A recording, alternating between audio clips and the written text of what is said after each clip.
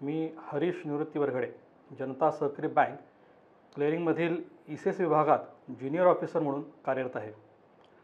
आज ECS बाबत आपण थोडक्यात माहिती येथे घेणार आहोत। National payment corporation of India अर्थात NPCI मार्फत ECS कार्यप्रणाली ही कार्यान्वित होते। इलेक्ट्रॉनिक क्लिअरिंग सिस्टीम याद्वारे एकाच अकाउंटमधून अनेक खातेदारांच्या खात्यामध्ये रक्कम वर्ग करण्यासाठी ECS हे एक अत्यंत प्रभावी माध्यम आहे। ECS रन करण्यासाठी एका ठराविक मुदतीमध्ये आपण जर का मॅन्डेट भरून दिलं तर त्याप्रमाणे दर महिन्याला अथवा क्वार्टरली, हाफ इयरली अथवा इयरली अशा प्रकारे आपलं ECS आपल्या खात्यामधून रन होतं आणि आपल्या खात्याला अमाऊंट डेबिट पडून योग्य ठिकाणी ती रक्कम क्रेडिट केली जाते। आजकाल मोठ्या प्रमाणामध्ये ECSचा वापर प्रत्येक बँकेमध्ये केला जातो।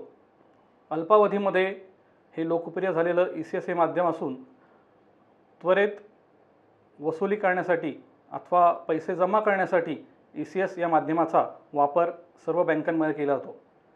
आपल्या बँकेमध्ये देखील ECS मार्फत मॅन्डेट भरून रक्कम खातेदाराच्या नावे डेबिट टाकून योग्य ठिकाणी रक्कम वसूल करण्यासाठी या ECSद्वारे कार्यप्रणालीचा आपण वापर करत आहोत। तरी सर्वांनी बँकेतील या ECS मॅन्डेट थ्रू केल्या जाणाऱ्या कार्यप्रणालीचा वापर आपण सर्वांनी जरूर करावा।